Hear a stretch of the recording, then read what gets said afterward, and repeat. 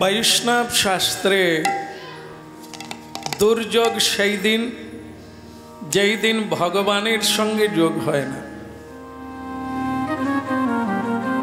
ভগবানের ভক্তের সঙ্গ করা মানে ভগবানের সঙ্গ প্রাপ্তি হওয়া।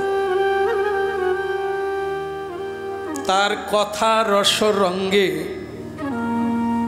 ডুবে যাওয়া মানে ভগবানের সঙ্গ করা। সেইটা কোনো মানব জীবনে না ঘটলে কেবলই তারই জীবনটা ঝঞ্ঝাবাত আর দুর্যোগপূর্ণ দিন। সাধু সমাগমে মনুষ্য জীবনের বৈকুণ্ঠের দ্বার খুলে যায়। সকল ভক্তের কৃপাতে রঞ্জিত হয়ে ভগবানের চরণ মকরন্দে তার রতি জাগ্রত হয়। এই জন্য সজন সঙ্গ সঙ্গতি রেখা, ভগবানের স্বজন হচ্ছে তার প্রিয় ভক্তগণ। আমরা যদি তাদের সঙ্গ করতে পারি তাহলে আমাদের জীবনে একটা রেখা থেকে যায়, যেটা জন্ম জন্মান্তরে আমাদেরই কাজ করবে। অপরা পরাবিদ্যা আর হচ্ছে অপরাবিদ্যা। একটা হচ্ছে দিব্য মায়া আর একটা হচ্ছে মহামায়া। মহামায়া কি করেন? সত্যকে মিথ্যা করে দেখান। আর যোগমায়া হচ্ছে সত্যকে সত্য করে দেখান। মহামায়াকে স্বয়ং ভগবান আদেশ দিয়েছেন এই কার্য করার জন্য। কৃষ্ণ ভুলি অনাদি বহির্মুখ যেই জীব ভগবান শ্রীকৃষ্ণকে ভুলে জীবনের শুরুর থেকে যিনি আছেন তাকেই এই মায়া প্রপঞ্চে মোহিত করে রাখার আদেশ দিয়েছেন স্বয়ং ভগবান। আমাদের জগতে জেলখানায় কি অন্ধকার থাকে না? সূর্যের আলো পৌঁছায় না। ঠিক অজ্ঞান জীবের হৃদয়ে ভগবত আলো পৌঁছায় না, এই জন্য অন্ধকারই থেকে যায়। এটি মহামায়া মোহিত করে রাখে। যেটা মানুষকে বুঝতে দেওয়া হয় না সে সত্যে আছে কি মিথ্যায় আছে। তাহলে ভগবান এটা করেন কেন? ভগবান এটা এই কারণে করেন, উপদেশ দেওয়ার পরে যদি কেউ না মানে, পথ দেখালে কেউ যদি সেই পথে না চলে, তাহলে তাকে অন্ধকার কারাগারে তার দুঃখ এই পৃথিবীতে কোনো দেবতার দ্বারাও পরিবর্তন ঘটবে না। একমাত্র কলিকালে হরির নামই কেবল। বহিরঙ্গ লইয়া করে নাম সংকীর্তন, আর মহাপ্রভু অন্তরঙ্গ লইয়া করেন প্রেম আস্বাদন। প্রেম আস্বাদনটি আমাদের কাছে সুদূর পরাহ। হরিনামে আগে রুচি আনার জন্য যে বিধিবদ্ধ হরিনাম, সেখানে মনোযোগ দিতে হবে। সেখানে ভীষণভাবে নিষ্ঠার সহিত হরিনামে যত্নবান হতে হবে। নিয়মিত কৃষ্ণ কীর্তন করা, নিয়মিত সাধু সঙ্গ করা, নিয়মিত গীতার সঙ্গ করা, আর ভগবানের লীলা কীর্তন শ্রবণ করা এবং উচ্চস্বরে কীর্তন করা। প্রজল্পাদি মন যদি হরিতে নিবিষ্ট হয়ে যায় তাহলে সে মন আর সংসারে মরে না। তাই হরি শরণ, হ্যাঁ, শ্রবণং কীর্তনং বিষ্ণু শরণং, ভারী চমৎকার জিনিস। যদি মনটা হরি স্মরণে থাকে তাহলে সংসার স্মরণে কামনা বাসনা জাগবে না। বলো রাধে রাধে। ঘুমোলে নাকি? ঘুমোনি? জেগে আছো?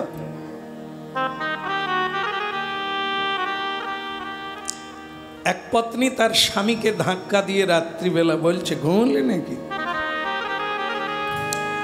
ঘুমোলা। আর তোমার কাজ কি ঘুমানো? একটা কথা বলবো তার উপায় নাই। সারাদিন কাজে চলে যাও, এসে ভস ভস করে একটা কথা বলার উপায় নেই। আরে কি বলবে বলো? সারাদিন পরিশ্রম হয়েছে তো তাই ঘুম। তাহলে দেখে শোনো, তোমার মা যে সংসারে থাকবে, আমি সে সংসারে থাকবো। এবার পুরুষের আর ঘুম থাকবে? এক ধাক্কায় জেগে, কেন কি হয়েছে? আর তোমার মা সারা দিন কিটকিট করে, আমি যা করতে চাই তা করতে দেয় না, এ সংসারে আমি আর থাকবো না। আর তোমার বাবা যত রাজ্যের নিয়ম শাস্ত্র থেকে বের করে, ওসব আমি পারবো না। তাতে কি করব সেটা বলো। তুমি এক কাজ করো, একটা ভালো দেখে জায়গা কিনো, রোডের ধারে জায়গা কিনে সেখানে আমাকে দোতলা বাড়ি করে দেবে, আমি ছাদে বসে থাকবো, গাড়ি গুনবো। বলো।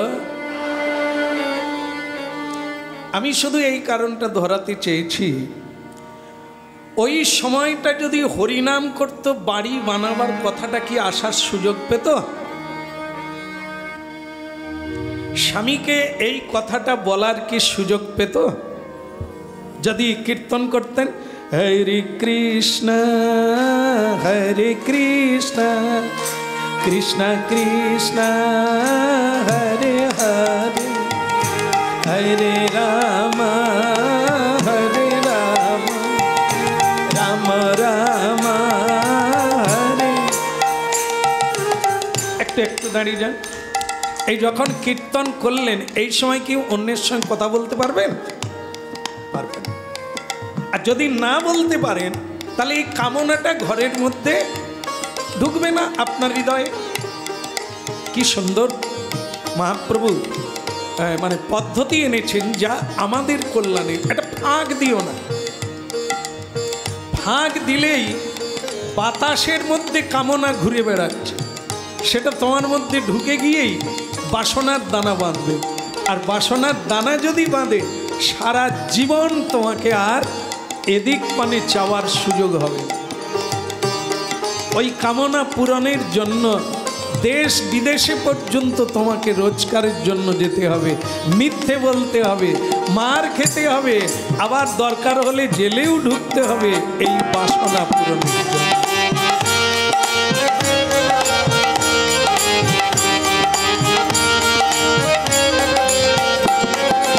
গোবিন্দ বলো রাধে গোপাল বলো, গোবিন্দ বলো রাধে গোপাল বলো, বলো গোবিন্দ বলো রাধে গোপাল বলো, গোবিন্দ বলো রাধে গোপাল বলো, কেশব মাধব মুকুন্দ বলো, কেশব মাধব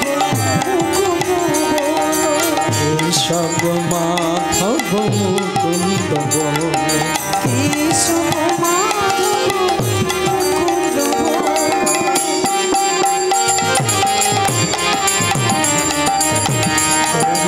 বলো, রাধে গোপাল বলো, গোবিন্দ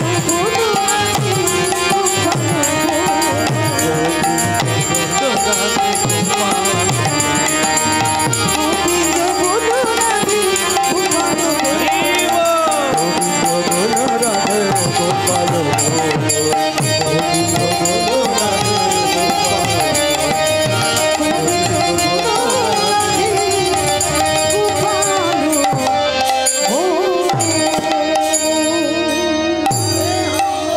बोला श्री राधे श्री राधे।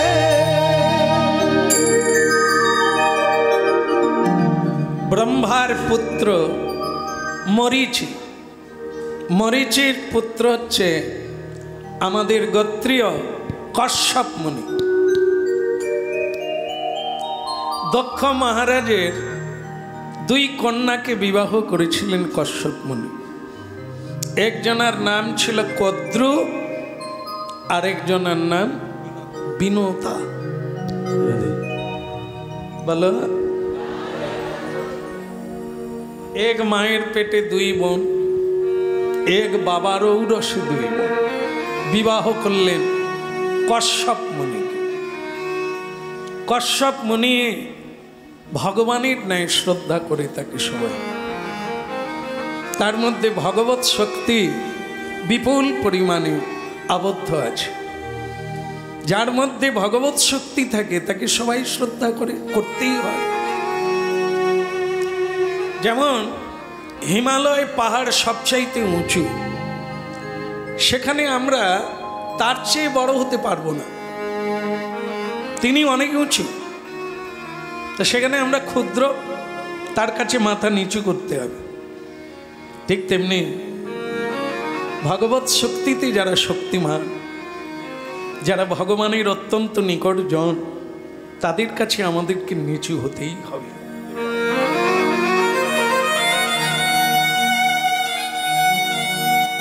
অনেক রকমের বল বীর্য আছে যা এই জগৎকে কায়েম করা যায়, এই জগতের উপরে নিক্ষেপ করা যায়, কিন্তু সবচাইতে বড় বল হচ্ছে দৈব বল। দেবতার আশীর্বাদ পাওয়া, গুরু বৈষ্ণবের আশীর্বাদ পাওয়া, পরিশেষে ভগবানের আশীর্বাদ পাওয়া, তার কাছে সবাই মাথা। তো সেই জায়গায় হচ্ছে ইনি, যিনি হচ্ছেন কশ্যপ মুনি। একটা ভারী মজার কথা আছে, অনেকেই বেশিরভাগ পূর্বপুরুষ থেকে গোত্রটা জানেন না। যদি কারো মনে না থাকে তাহলে ওই এক গোত্র বলে চালিয়ে দিতে পারে, সেটা হচ্ছে কশ্যপ গোত্র। আপনি যদি না জেনে থাকেন তাহলে আপনি কশ্যপ গোত্র বলবেন, আপনি উদ্ধার হয়ে যাবেন। কেননা সকল গোত্রের সেরা হচ্ছে কশ্যপ গোত্র, যেখান থেকে মনুর জন্ম হয়েছে। এই জন্য এই গোত্র, গোত্রীয় ঋষি কশ্যপ মুনি কজনাকে বিয়ে করলেন, তারপর দ্বিতীয় অদিতি, সেগুলো আলাদা। আজকে আমরা দুজনের কথা বলবো। দক্ষ রাজার কন্যা দুইজন, তাদের একজনের নাম কি যেন,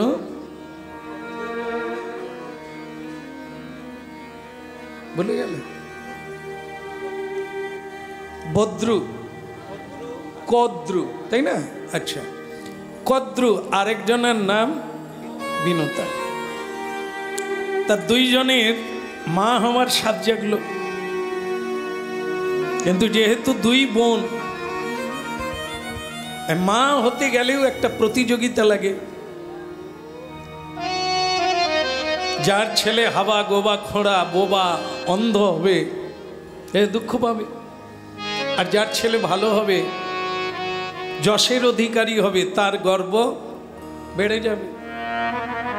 তো স্বামীর কাছে দুজনেই পুত্রের প্রার্থনা করলেন, সন্তানের আবেদন জানালেন। স্বামী বললেন, সাত্বিকভাবে ব্রত কর, উপাসনা করতে থাকো, আর সময় হলে আমি তোমাদের আশীর্বচন করার জন্য ডেকে নেব। নির্বিচ্ছিন্নভাবে, কোনো দিনক্ষণ নাই যে 24 ঘন্টা কি 2 দিন কি 4 দিন, এরকম না, করতে থাকো নির্বিচ্ছিন্নভাবে। সময় হলে আমি ডেকে নেব, আমি ডেকে নেব যে তোমাদের এইবার আমি বরদান করব। দুজনেই ভীষণভাবে ব্রত আচরণ করতে লাগলেন, কারণ স্বামীর আশীর্বাদে আমরা যেরকম সন্তান প্রাপ্ত হব সেরকম খ্যাতি অর্জন করব। খুব ভয়ঙ্কর জিনিস। খুব মন দিয়ে দুজনেই তপস্যা করছেন, ধ্যান করছেন, স্বামী সেবা করছেন। হ্যাঁ, একসময় স্বামী প্রসন্ন হলেন, ঠিক আছে ঠিক আছে, আমি খুব খুশি, এখন তোমরা মনোমত বর কে কি বর চাও চেয়ে না। তা প্রথমে কদ্রু বললেন, যে কদ্রু নামে যে তার পত্নী, তিনি বললেন, স্বামী আমার ইচ্ছে আপনি মহাবলবান মহাবীর্যবান এরকম 1000 পুত্রের জননী বানিয়ে দাও। কত বললে? 1000 নাগের সন্তানের, মানে নাগের জননী হতে চাই। নাগ মানে সর্প, বলবান বীর্যবান, তারা এরকম হবে। তো সেরকম 1000 পুত্রের জননী হতে চাই, নাগ মাতা হতে চাই। আচ্ছা, তুমি কি চাও বিনুতা? মন থেকে যা চাইবে তাই কর। উনি বললেন, স্বামী আমি 2 সন্তানের মা হতে চাই, যা সকলের ওপরে থাকবে, সবচাইতে বলবান হবে, দীপ্তিবান হবে এবং গুণবান হবে পৃথিবীর। একজনের 2 সন্তান চাইলেন, তার নাম কি যেন? বিনতা। আর 1000 সন্তান, কে চালাক বেশি? কে? 1000 যে চাইল, কারণ যত বেশি চাইবে যুদ্ধের সময় সাহায্য করতে পারবে।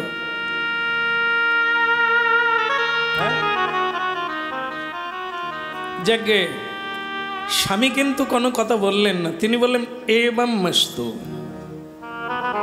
মানে তাই হোক, তোমাদের ইচ্ছা পূরণ হোক। তোমার 1000 সন্তান হবে, তো সেই সন্তান কি? নাগ, মানে সর্প জাতি, সাপ হবে, বলবান, বিষধর। আর ঘুমোতে পারবে না আজকে।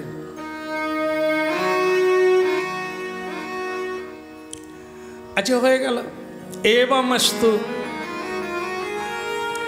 এইবার 500 বছর গর্ভ ধারণ করলেন। কত বছর? 10 মাস 10 দিন। 500 বছর গর্ভ ধারণ করলেন। তারপরে 2 পত্নী, একজন 1000 চেয়েছিলেন, ও একটা ডিম প্রসব করলেন। বলো রাধে রাধে। হ্যাঁ, মনুষ্য কখনো ডিম পারে না, এগুলো হচ্ছে পক্ষী জাতি।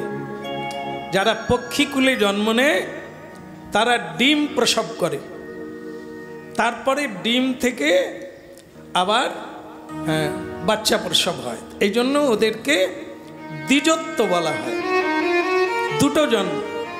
কিন্তু মনুষ্যকুলে আজ পর্যন্ত কখনো কেউ ডিম প্রসব করে না। কিন্তু কশ্যপ পত্নী কদ্রু দেবী একটি ডিম প্রসব করলেন, আর মাতা বিনতা 2টো ডিম প্রসব করলেন। ভালো আনন্দ হলো। তাহলে 1-এর মধ্যে 1000 আছে, আর 2-এর মধ্যে 2টো আছে। সেটা 500 বৎসর অপেক্ষা করতে হবে। গর্ভে ছিল 500 বৎসর, আবার ডিম প্রসবের পরে 500 বছর অপেক্ষা করলে তবে গিয়ে ডিম থেকে বাচ্চা প্রসব। তো কিরকম পজিশন চিন্তা করুন। এক সময় 500 বছর অতিক্রান্ত হলো, আর যেই অতিক্রান্ত হলো, আমাদের যে কদ্রু জননী, তার ডিম্ব থেকে 1000 নাগের জন্ম হলো। তার মধ্যে কিন্তু এই তক্ষক আছে, অনন্ত নাগ, বাসুকি, এরাও মহাবলবান, দীপ্তিবান, জ্ঞানবান এবং আধ্যাত্মিকবাদী। এই সর্প মানে যে খল জাতি তা না, তাদের মধ্যে কিছু আছে। যেমন মানুষের মধ্যে বাছাই করলে ভালো মানুষ আছে, মাঝারি আছে, আবার যেগুলো বাঁকা শশা আর কি। ও মানে বাঁকাও আছে আবার ফুটোও আছে, হ্যাঁ, তা এরকম আর কি। তো সেরকম সাপেদের মধ্যে অনেক ভক্ত, বলবান এবং বীর্যবান এবং ধ্যানবান, জ্ঞানবান। যাই হোক, কদ্রুদেবী খুব খুশি যে তার চাওয়া অনুসারে ভগবানের কৃপায়, স্বামীর আশীর্বাদে তিনি পুত্রের জননী হতে পারলেন। তা উলুধ্বনি হলো না তো? হরি বল, হরি বল। তোমার কোনো গান আছে সাপের? সাপের গান? নাগিন, নাগিন, নাগিন নাই? বিয়ে টিয়ে হলে হয়তো ওই, না না, বিয়েতে কি, এটা তো মানে বাচ্চা হলো। বলো রাধে রাধে। যাকে তোমাদের লাগবে না, সে বাজনা পার্টি আলাদা আছে। আগে বাচ্চা হলে আনন্দে রাজারা কি বাজাতেন দেখি, তুমি বলো। তোমার তো কিছুদিন পরে নাতি নাতনি হবে, তখন তুমি কি বাজাবে?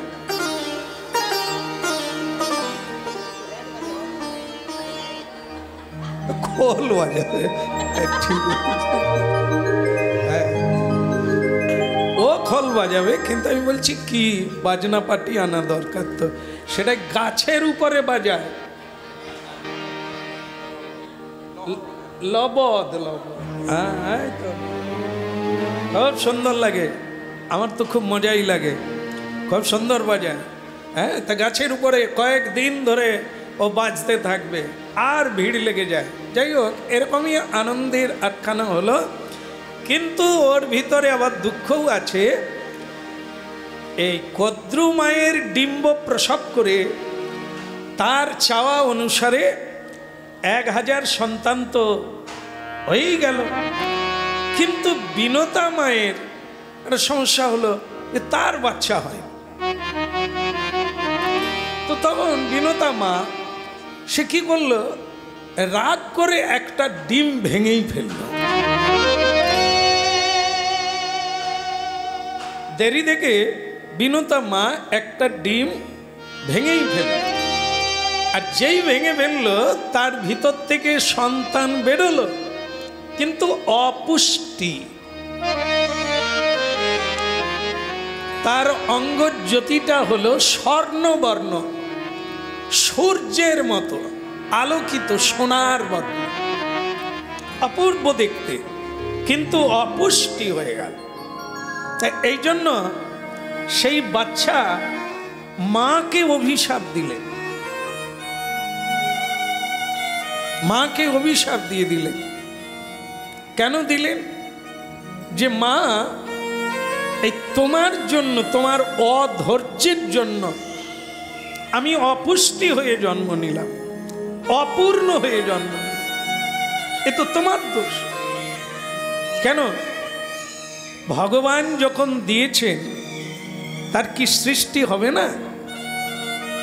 কাদের বাচ্চা সামলা, বলো রাধে রাধে।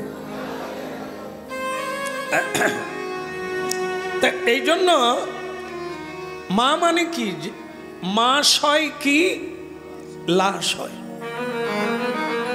সংসারে মায়েদের ভেতরে সবচাইতে ধৈর্য বেশি বলেছেন, তবে সব মায়েদের ভেতরে দেখতে পাই না। আবার আছে ধৈর্য। এই জন্য মাস হয় কি লাশ হয়। লা মানে নৌকা, আর মা মানে আপনারা। আর নৌকার সঙ্গে মায়েদের তুলনা করলেন কেন? না, নৌকা যাত্রী বোঝাই করে নিয়ে এপার থেকে ওপারে নিয়ে যায়, কত ঢেউ লাগে, হ্যাঁ, কত ঝড় আসে, ঝঞ্ঝাবাদ আসে, হ্যাঁ, অনেক রকমের বিপদ আসে, কিন্তু সে নৌকা সবাইকে নিরাপদ জায়গায় পৌঁছে দেয়। কষ্ট হয় তার, কিন্তু সবাইকে এপার থেকে ওপারে পৌঁছে দেয়। আপনারা শুনলে অবাক হবেন, শ্রীমদ্ ভাগবতে মায়েদেরকে নৌকা বলেছে, সংসারের তরণী স্বরূপ। সংসারকেও সমুদ্র বলা হয়, আর সেই সমুদ্রের তরণী হচ্ছেন আমার মায়েরা, যারা ভক্তিমতী, হ্যাঁ, যারা নীতিজ্ঞ, যারা কৃষ্ণপরায়ণ ধর্মপরায়ণ, তারা সমগ্র সংসারের মানুষকুলকে ভবনদীর ওপারে নিয়ে চলে যায়। এই জন্য লাশ হয় কি মাস হয়। ভাগবত বলছেন পুরুষ কাম নদী পার হয় পত্নীকে দিয়ে, কাম নদী পার হয়, ইন্দ্রিয়কে বিজয়ী হয় পত্নীর জন্য। তা আমরা পত্নীকে সেভাবে তো দেখি না, সেই তত্ত্বটাই জানি না, তাই আমরা কেবল ভোগ্যারূপে মিলন রূপেই আমাদের মিলন হয়। এই জন্য কাম উপভোগ হয়, কিন্তু প্রেম বা ধর্ম হয় না, ধর্ম জানতে হয়। এই জন্য প্রত্যেককে বিয়ের আগে ব্রহ্মচর্য পালনের কথা ভাগবত বলছে। সেই ব্রহ্মচর্য কালে কি করে না, শ্রী গুরুদেব তাকে সংসার সম্পর্কে একবারে সুন্দরভাবে তাকে পরিজ্ঞাত করে দেয়। যার জন্য সেই ব্রহ্মচর্যবাদীরা যখন সংসারে প্রবেশ করে, তারা কেউ এই সংসার সমুদ্রে হাবুডুবু খায় না, কারণ আগের থেকে তারা গুরু কৃপায় জেনে নিয়েছে সংসারে কিভাবে উত্তীর্ণ হওয়া যায়। যেমন বলছেন না যে ইট তৈরি কি দিয়ে হয়, ইট ইট বলো, পাথর দিয়ে, মাটি দিয়ে, কাঁচা মাটি না পাকা মাটি, কাঁচা মাটি। এই যে বৃষ্টি হয়, কাঁচা মাটির যে ইট কি হবে, ওর দাম কমে যায়, আমি আবার সেই ইট কিনি। হ্যাঁ, এই জল পড়ে ইট নষ্ট হয়ে যায়। কিন্তু পাকা ইটের যেখানে স্তূপ আছে, মানে পোড়াই করা ইট, যদি বৃষ্টি হয় সেই ইটের কি হবে, কি হবে, ইট ইট, ও ইট। তাহলে এর নাম হচ্ছে কাঁচা ইট, ওর নাম পাকা ইট। মানুষ যখন জ্ঞাত হয়ে যায় তাকে বলা হয়েছে পাকা। মানুষ যখন জানে না, পাকে পড়ে যায়, তাকে বলা হয় কাঁচা। কিছু না জেনে সংসার গর্তে পড়ে যাওয়া, এটি হচ্ছে কাঁচা লোকের কাজ।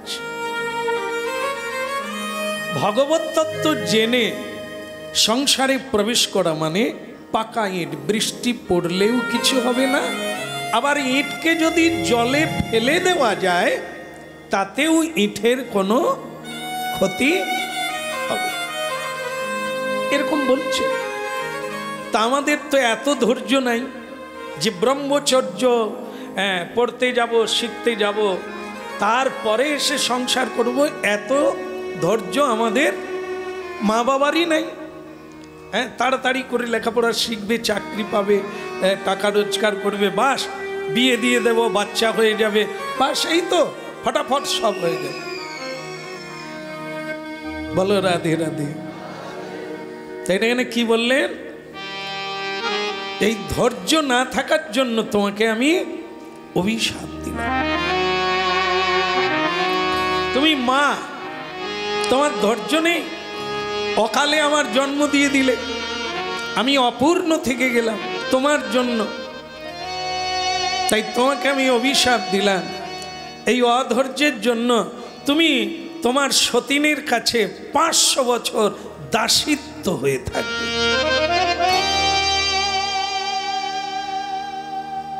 বলো সন্তান মাকে অভিশাপ দিল মায়ের গর্ভ থেকে বেরিয়ে। আমরা আপনারা কি চিন্তা করব, শুধু শুনবো, ভাববো না? কেউ পারে অভিশাপ দিতে পারে? আমরাই পারি না। কারণ কি, অভিশাপ দেওয়ার জন্য কি চাই? শক্তি চাই। বলো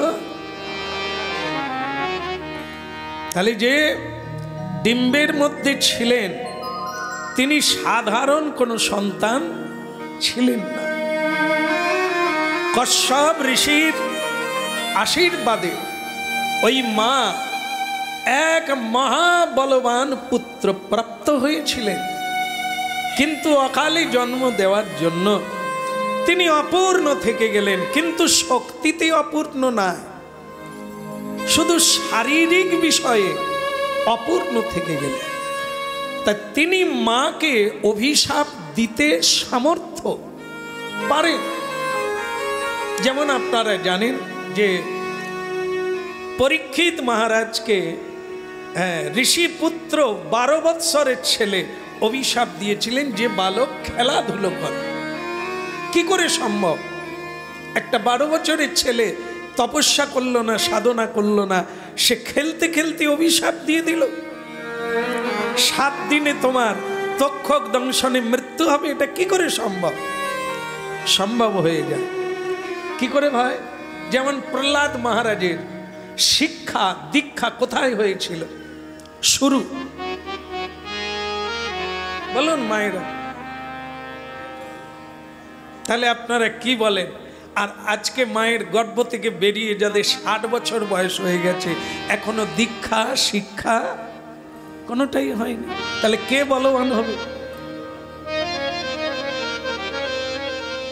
প্রহ্লাদ মহারাজ 5 বছরে ঈশ্বর প্রাপ্ত হয়ে গেলেন, নিজের মৃত্যুকে জয় করে নিলে। তা কি করে সম্ভব হলো? না মায়ের গর্ভ থেকে শুরু হয়ে গেছে। এরকম শক্তি হলে তার মা যদি তেমন হয়, যদি কৃষ্ণ কথা শোনে, তাহলে গর্ভের সন্তান কৃষ্ণ কথা শোনে। মা যদি সাধু সঙ্গ করে, তাহলে তার চিন্তন, তার প্রক্রিয়া, তার স্বভাব, তার আহার বিহার সেটা স্বভাবে পরিণত হয়। সেই স্বভাবটা কি হয়? রক্তে মিশে যায়। বলে না এ কার রক্ত বইছে শরীরে? হ্যাঁ, এই রক্তই হচ্ছে স্বভাব। সেই রক্ত যে শরীরে যাবে তার স্বভাবটা সেরকম আসবে। তাই সেই জন্য হ্যাঁ, এই যদি মা ভজন করেন, পিতা ভজন করেন, তাহলে তার সন্তান একটু ভজনের করুণা তো লাভ করবেই। প্রহ্লাদ মহারাজ মায়ের গর্ভে, অভিমন্যু মায়ের গর্ভে যুদ্ধ শিখেছিলেন, মায়ের গর্ভে থেকে পিতার জ্ঞান গর্ভ উপদেশ প্রাপ্ত হয়েছিল। তা আমরা যদি সেরকম প্রাপ্ত হতাম তাহলে বেরিয়ে আমরাও অভিশাপ দিতে পারতাম। এখনো পর্যন্ত নিয়মে দীক্ষা নিয়ে হরিনাম হলো না, ভজন হলো না, সাধন হলো না, নিষ্ঠা হলো না, শরণাগতি হতে পারলাম না। তা আমরা সেই ভগবত শক্তি লাভ করতে পারি না। স্বাভাবিকে আছে। স্বাভাবিকটা কি? যা সকলেই আছে, আমরাও আছি। হ্যাঁ, সকলেই ভুলে আছে, বাচ্চার মা হচ্ছে, বাবা হচ্ছে, আমিও তাই হলাম, তার বেশি আমার কোনো আর কোনো রাস্তা নেই। এই স্বাভাবিক, সাধারণের সঙ্গে আমার মিল আছে। কিন্তু এদের ঊর্ধ্বে যেতে পারলাম না এই কারণে কি আমি কোনো আলাদা করে সাধন ভজন বলে রাখি। সর্বমোট কটা ডিম ছিল? 3টা তো হয়ে গেল। ওই একটা থেকে 1000 হলো, আরেকটা চলছে, অপূর্ণ হয়েছে, মাকে অভিশাপ দিয়ে দিল। হ্যাঁ, তুমি সতীনের দাসী হবে। কত রকমের সংসারে অভিশাপ পাওয়া যায় দেখেন। মানুষ কত রকমের আঘাত পায়, কষ্ট পায় কর্মের জন্য।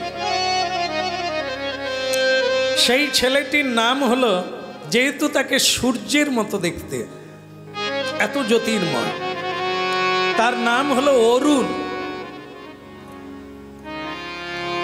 অরুণ।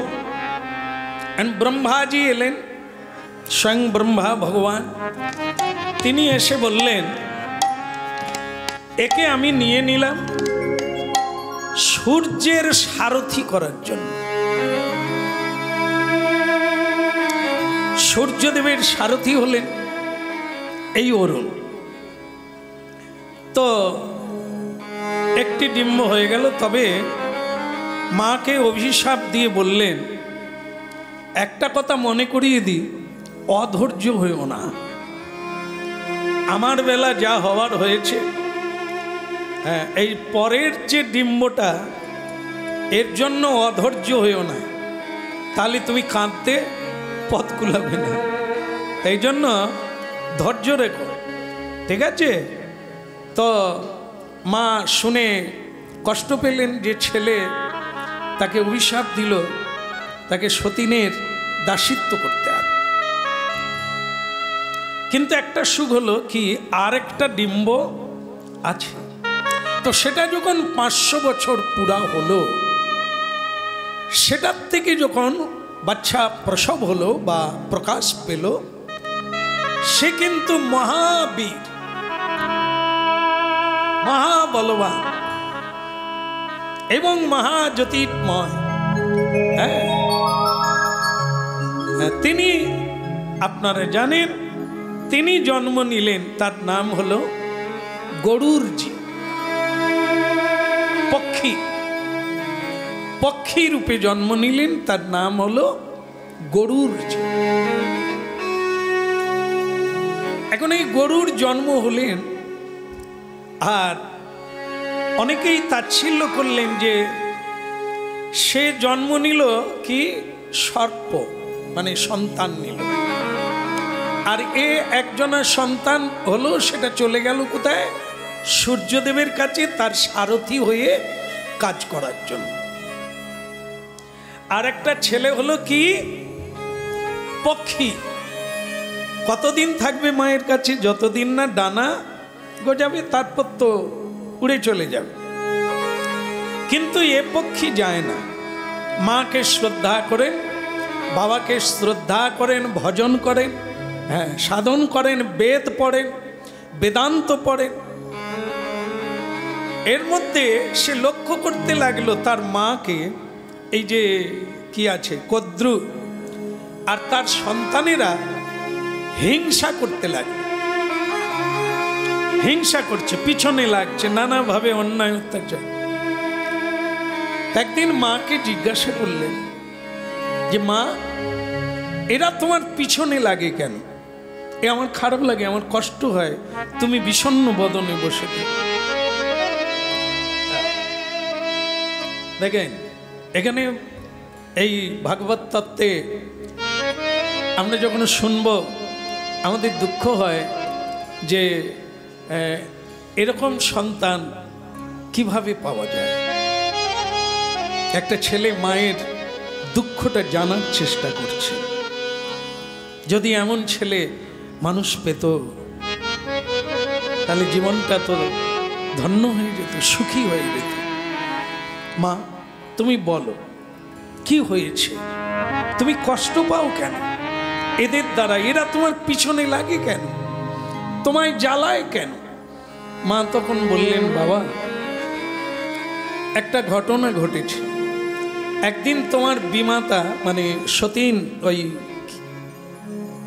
মানে আমার কি বলবো দ্বিতীয় ভগ্নী, দুজনে বসেছিলাম। হঠাৎ দেখি রথ যাচ্ছে, সূর্যদেবের রথ যাচ্ছে। এখন তার যে রথের ঘোড়া, সেই ঘোড়ার লেজের রং কি, লেজের রং কি, এইটা নিয়ে তর্ক হচ্ছে। কদ্রুর সঙ্গে আমার তর্ক হচ্ছে। কদ্রু বলছে কালো, আমি বলছি সাদা।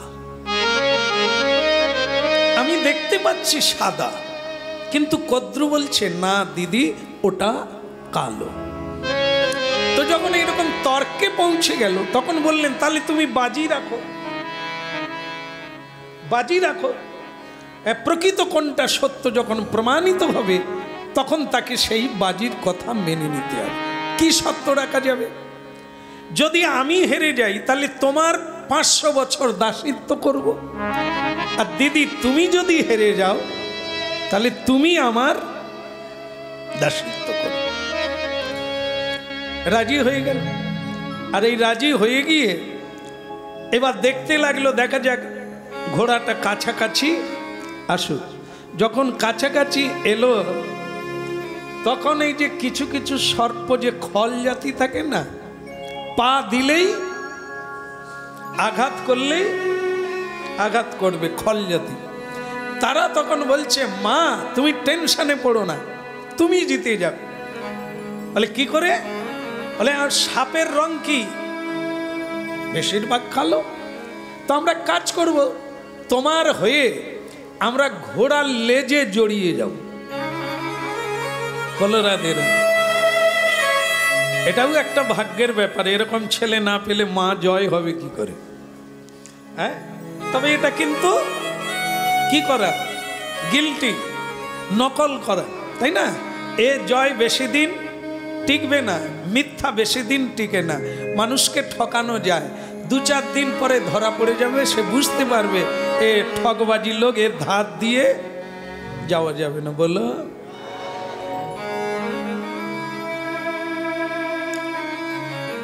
হ্যাঁ ভক্তমণ্ডলী মায়েরা, আমি আগে বাজার করতাম, আশ্রমের বাজার, হ্যাঁ বেশ করতেও আমার ভালো লাগতো। তো বাজার করতাম, এক দোকানদার খুব কথা কয়, সম্মান দিয়ে কথা কয়, বলে প্রভু কীর্তন এখন চলছে, আপনার তো ভীষণ নাম, আমরা বাড়িতে গেলেই আপনার গান শুনি। তা আমিও তখন ভাবলাম তাহলে ভালো লোক হরিনাম শোনে। বাবা আমার ওজন দিচ্ছে আর কি, মুগ ডাল দিচ্ছে, তা বাস মুগ ডালেই করে দিল খাচ্ছে। আমি খুব আনন্দে কথা বলতে বলতে সব কিছু নিয়ে চলে এলাম। আশ্রমের লোকেরা, এখানে আশ্রমে দাঁড়িপাল্লার অভাব নাই, বলে এটা কিরকম কিরকম লাগছে, কত এনেছে? আর কেন 3 কিলো আছে? না বলে না, 3 কিলো হবে না। আর কি হবে? চোখের সামনে মাপছে, হবে না মানে মেপে দেখো। তো বাস যখন মেপে দেখা গেল বাস হয়ে গেছে, সেখানেই কাজ করে দিয়েছে, 250 গ্রাম কম। আর আমি চোখের সামনে দেখতে পাচ্ছি, ঠিক মেপে দিল। বাস আমার আশ্রমের লোক আমায় বলে দিল আপনার আর বাজার করার দরকার। কে পচা পটল দিচ্ছে, কে পচা আলু দিচ্ছে, আর আপনি হরিনাম করতে করতে জয় নিতাই। কথাটাও সেরকম, লোকে কি করে বাছাবাছি করে, আর আমার জয় নিতাই করতে করতে দম বেরিয়ে যায়। সে বলে আরে অনেকদিন পরে এসেছেন জয় নিতাই, এদিকে মাপা চলছে, সে তো দিল জয় নিতাই করে। কখনো ওজন যদি ঠিক দেয়, জিনিস ঠিক দেয় না, আবার কখনো জিনিস যদি ঠিক দেয় ওদিকে মাপে কম দিয়ে দেয়। কারণ তারা জানে যে আমি কোনোদিন প্রতিবাদ করব না। বাস আমিও জেনে নিলাম, এইবার ব্যাগ শূন্য হাতে বাজারের উপর দিয়ে যখন যাই অন্য দরকারে, কারণ কি দাদা আজকাল আর বাজার করেন না, আর তুমি যে বাজার দিয়েছো তাতেই এখনো চলছে। বলে কেন কেন কেন? আরে অতটা ঝাঁপিয়ে দিয়েছ, ওই বাড়তিতেই এখন চলছে, আসবো আসবো পরে দেখা। তা আমার বাজার করা চিরতরে বন্ধ হয়ে গেছে, এখন শুধু বসে বসে খাই, প্রতিবাদ করি না, কিন্তু জেনে নিয়েছি হ্যাঁ রাধে রাধে বলে, নিতাই নিতাই বলে, আর ভেতরে ঠকায়। তা কতদিন ঠকানো গেল আমাকে? বেশি দিন ঠকানো গেল, নিজেই ঠকে গেল, একটা খরিদ্দার কেটে গেল। তাহলে এগুলো ভাবতে হবে, ঠকানো বেশি দিন যাবে না, সাচ্ছা থাকো। হ্যাঁ সত্যমেব জয়তে, অনেক দুঃখ হবে, অনেক কষ্ট হবে, অনেক যন্ত্রণা পাবে, জীবনে অনেক কিছু হারিয়ে যাবে, কিন্তু শেষ জয়টা তোমারই থাকবে যেদিন পূর্ণ। কষ্ট পেলেও কখনো এই মিথ্যার আশ্রয় নিতে। তাই এরা কি করলো? সাপেরা ঘোড়ার লেজে জড়িয়ে গেল। এই দেখো দেখো দিদি দিদি দিদি দেখো, আমি বলেছিলাম না কালো, ওই দেখো কালো। বিনতা দেখতে পেলেন সত্যি সত্যি কালো, হেরে গেল। এই জন্য এই দাসত্ব গ্রহণ করতে হলো কথা অনুসারে। যখন যা বলে তাই করে, যখন যা আঘাত করে আঘাত মানতে হয়, কটু কথা বলে। তারা যখন যে কাজ করায় তাই তাকে করতে হয় বিনতাকে।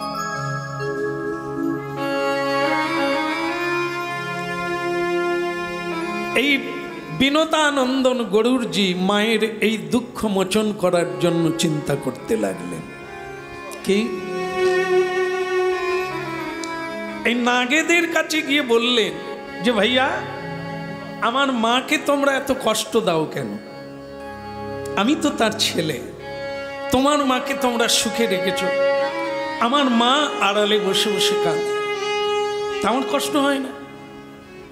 তোমরা আমার ভাই, আমার মাকে গালিগালাজ করো কেন? বলো, আমার মা তোমাদের দাসিত্ব হয়েছে আমি শুনেছি, ঠিক আছে, এখন তোমরা আমাকে বলো কি পেলে, কি দিলে, কি করলে আমার মাকে তোমরা ছেড়ে দেবে, তার দাসিত্ব থেকে তাকে মুক্ত করে দেবে?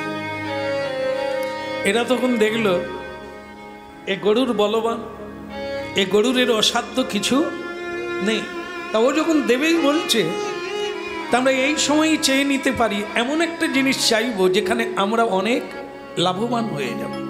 যেমন মনে করো আমরা কোনোদিন মরবো না, অমর বেনে যাব, আমরা এমন একটা জিনিস চেয়ে নেব।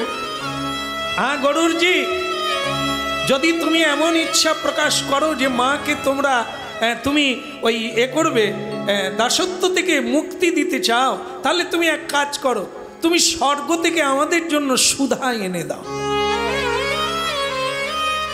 সুধার অপর নাম হচ্ছে অমৃত, যা খেলে আর কোনোদিন মরবে না, ব্যাধি থাকবে না, ক্ষুধা তৃষ্ণা থাকবে না, পরিপূর্ণতা প্রাপ্ত হয়ে যাবে। এমন এক অমূল্য বস্তুর নাম হচ্ছে অমৃত, যেটা পাওয়ার জন্য সমুদ্র মন্থন করেছিলেন, যাতে যোগদান করেছিলেন স্বয়ং ভগবান। যে অমৃতকে ভগবান অসুরের কাছ থেকে নিয়ে স্বয়ং ভগবান দেবতাদের কাছে রক্ষিত লাগলেন। দেবরাজ ইন্দ্রের সান্নিধ্যে এই অমৃত ছিল চন্দ্রলোকে। আর এরা যখন বলল যে তোমার মাকে আমরা তখনই মুক্ত করে দেব যখন তুমি আমাদের জন্য অমৃত এনে দিতে পারবে। ঠিক আছে, আমি কথা দিলাম অমৃত এনে দেব, দিলে আমার মাকে ছেড়ে দিতে হবে। জয় গোবিন্দ জয় গোপাল, জয় গোবিন্দ জয় গোপাল, জয় গোবিন্দ জয় গোপাল, ও জয় গোবিন্দ জয় গোপাল। কেশব মাধব দীন দয়াল, কেশব মাধব দীন দয়াল, জয় গোবিন্দ জয় গোপাল, ও জয় গোবিন্দ জয় গোপাল, জয় গোবিন্দ জয় গোপাল, ও জয় গোবিন্দ জয় গোপাল। কেশব মাধব দীন দয়াল, কেশব মাধব দীন দয়াল, দীন দয়াল প্রভু দীনের দয়াল, ওই দীন দয়াল প্রভু দীনের দয়াল, দীন দয়াল প্রভু দীনের দয়াল, ওই দীন দয়াল প্রভু দীনের দয়াল। জয় গোবিন্দ জয় গোপাল, ও জয় গোবিন্দ জয় গোপাল, শ্যাম সুন্দর কানাইয়াল, সর্ব সুন্দর করয়ালা, শ্যাম সুন্দর কানাইয়াল, ও শ্যাম সুন্দর করয়ালা, গিরিবর ধারি নন্দ দুলাল, ও গিরিবর ধারি নন্দ দুলাল,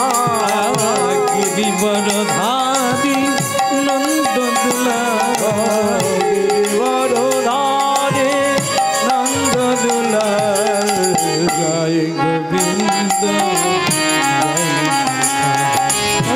জয় গোবিন্দ জয় গোপাল বল কেশব কেশব মাধব দীন দয়াল কেশব মাধব দীন দয়াল জয় গোবিন্দ জয় গোপাল জয় গোবিন্দ জয় গোপাল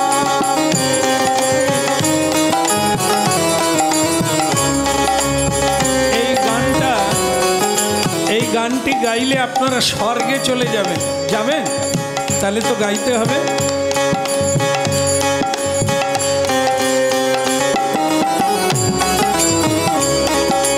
জয় গোবিন্দ জয় গোপাল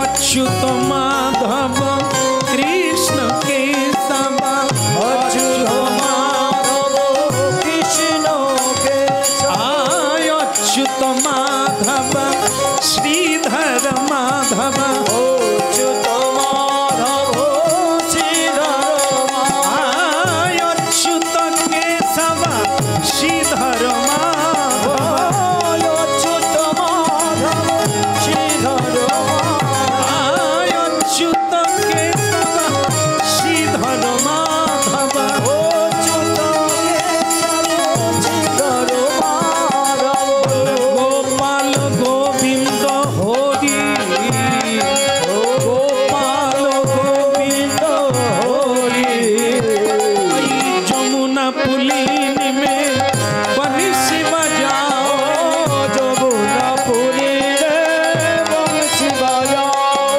যমুনা পুলিন মে বংশী বাজাও যমুনা পুরী রে বংশী বাজাও নটবর বেশধারী জয় গোবিন্দ জয় জয় গোবিন্দ জয় গোপাল বল কেশব মাধব দীন দয়াল কেশব মাধব দীন দয়াল কেশব মাধব দীন দয়াল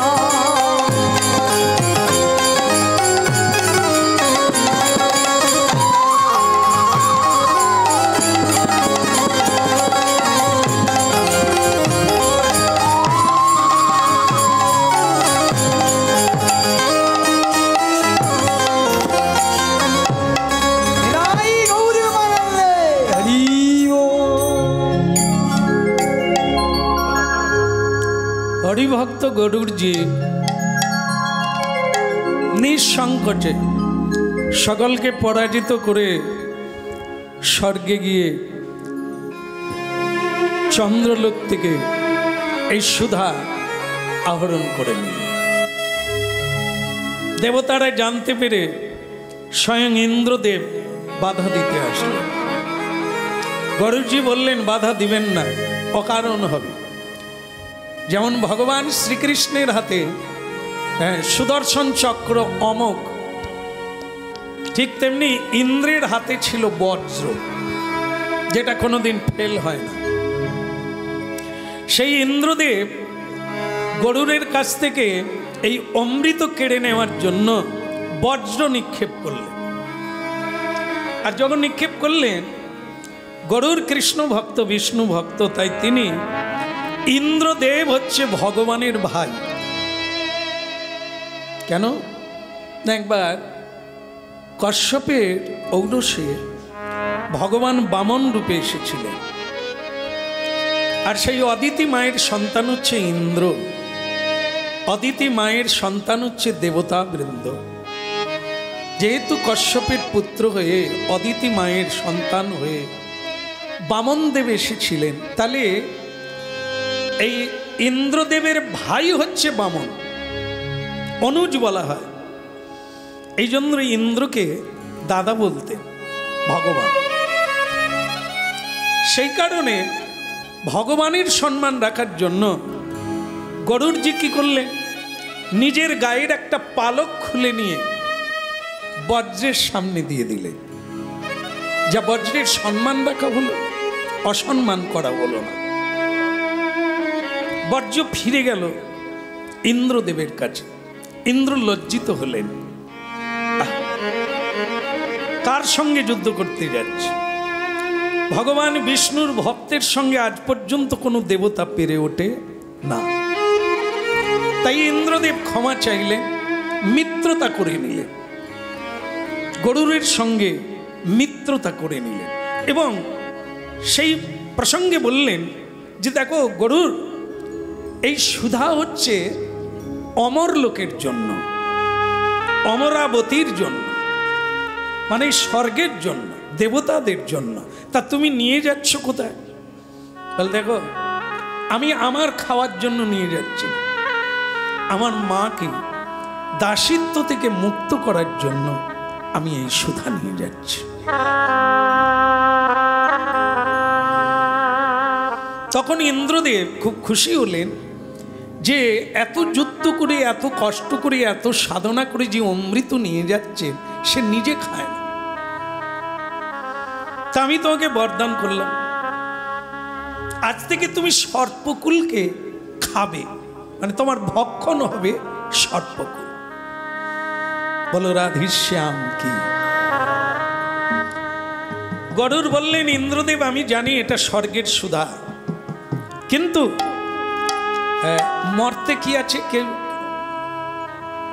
স্বর্গের সুধা বল বল, লজ্জা হচ্ছে?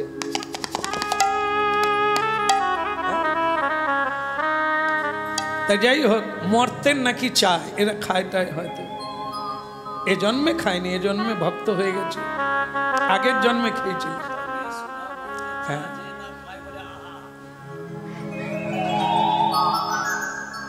যাই হোক,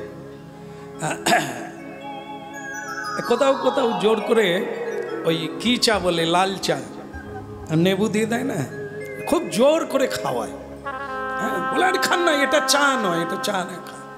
তা শীতকালে কোথাও কোথাও এরকম নিয়ে নিয়েছি, তো বাস ওই দিনই আবার চা খাওয়া হবে না শপথ নিয়ে নি, এমন জিভ পুড়ে যায় যে আর কয়েকদিনই কি খাচ্ছি বোঝা যায় না। তো সেদিন থেকে আবার ঠিক করে নি, আর কোনো দিন আবার জিভটা ভালো হয়ে গেলে মনে হয় যদি কোথাও দেয় বিনা পয়সায় মেরে দেয়। হ্যাঁ, বলে রাধে রাধে। আসলে চা খেতে চাই, কোনো লোক পাই না, জানেন? এই একটা বেরসিকে মাঝে মাঝে বলি চল না একটু খাই, এই বলে খাওয়া অভ্যাস হয়ে গেলে খরচা আছে। এও খেলো না আর আমার একা একা দোকানে যাওয়া হয়। তাহলে স্বর্গের সুধা, তাকে নিয়ে তোমার যাওয়াটা ঠিক হবে না। গরুর বললেন, আমি মাকে কথা দিয়েছি, নাগকুলকে কথা দিয়েছি, আমি নিয়ে যাবই, আমি তাদের দিয়ে দেব, বাকিটা আপনার কাজ। নিতাই গো, মানে কি, আমি যখন দিয়ে দেব তখন আপনি নিয়ে নেবেন, আমার কাজ হয়ে যাবে, আপনার কাজও হবে। ঠিক আছে, আমি এখন নিয়ে যাই। নিয়ে গেল, রাস্তার মাঝখানে ভগবান বিষ্ণু দাঁড়িয়ে আছে। বলো ভগবান বিষ্ণু কি। ভগবান বিষ্ণু শঙ্খ চক্র গদা পদ্ম নিয়ে দাঁড়িয়ে আছে।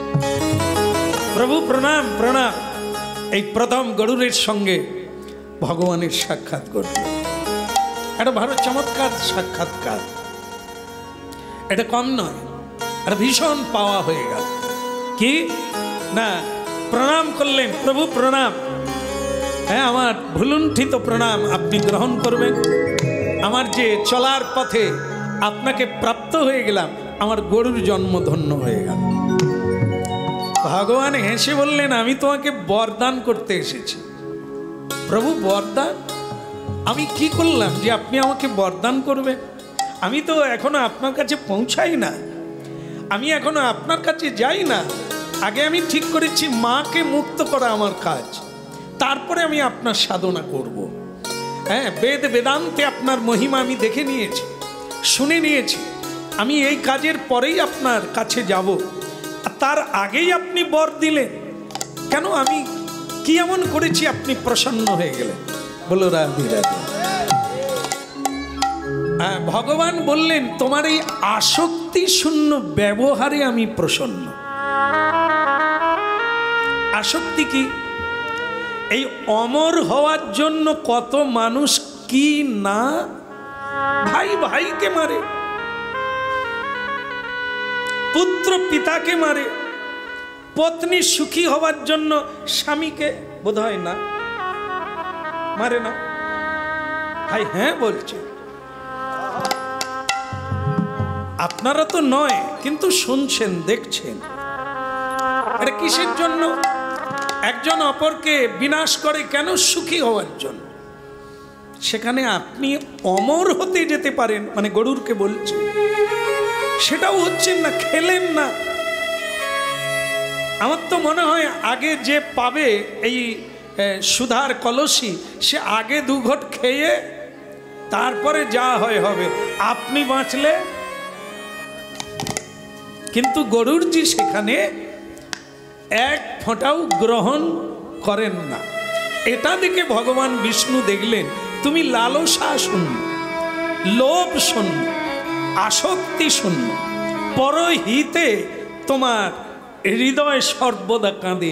মায়ের দুঃখ দেখে তুমি অমৃতের ভাণ্ড। তোমাকে আমার ভালো লাগলো, তুমি আমার মাথার উপরে থাকবে। নিতাই গো।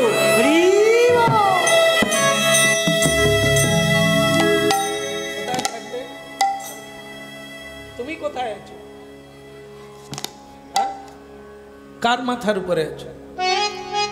ভগবান। তাহলে কার? স্ত্রীর মাথার উপরে না তোমার উপরে স্ত্রী আছে? এরকম করে বললে ও তো দাগি হয়ে যায় না, বলার লাগে না। মনে মনে ঠিক রাখো যে তুমি কার উপরে আছো না নিচে আছো। প্রেম সে বলো।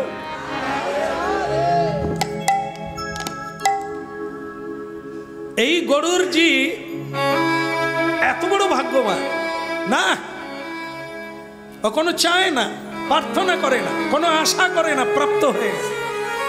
ভগবান বললেন তুমি আমার উপরেও থাকবে, নিচেও থাকবে।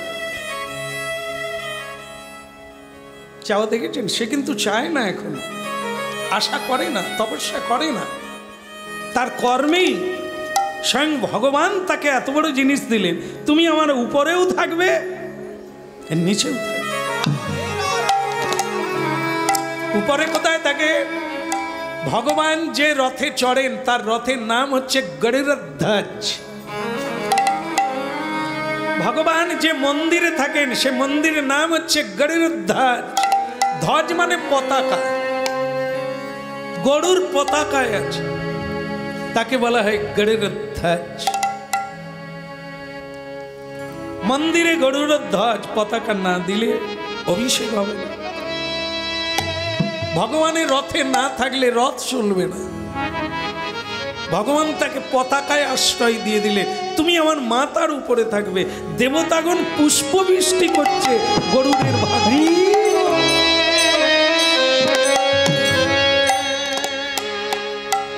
মাথার উপরে। তাহলে নিচে থাকবে তার তত্ত্বটা কি? আজ থেকে তুমি আমার বাহন হয়ে থাকবে। আমি যেখানে যেতে চাইব তুমি আমাকে বহন করে নিয়ে যাবে। দেখ, গরুরের চোখে জল এসে গেল। প্রভু, আমি হয়তো কল্পনাও করতে পারতাম না যে কখনো আপনার রথে আমি আশ্রয় পাব। কখনো আমি কল্পনা করি যে আপনি আমার পৃষ্ঠে বাহক হয়ে আপনাকে আমি বহন করে নিয়ে যাব। কিছু না হোক আপনার চরণ তো পাব।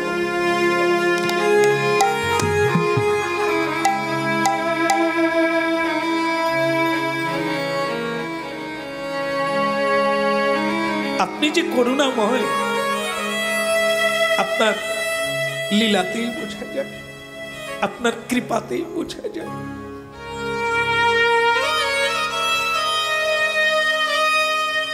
আমাকে আপনি যে দান করলেন আপনার চরণে রাখা,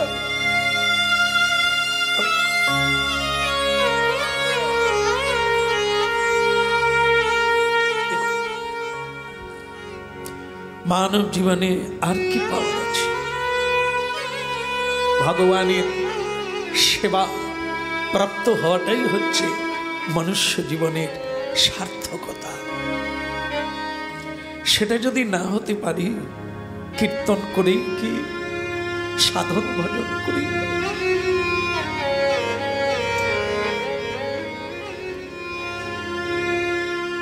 আজও আপনারা জানেন গরুড়জি সব জিষ্ণু মন্দিরে থাকেন।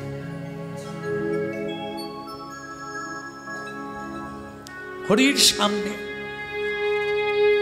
শ্রী হরির চরণ প্রান্তে চেয়ে আজ্ঞার অপেক্ষায় বসে আছে। কখন উনি আজ্ঞা করবেন, গরুর এসো।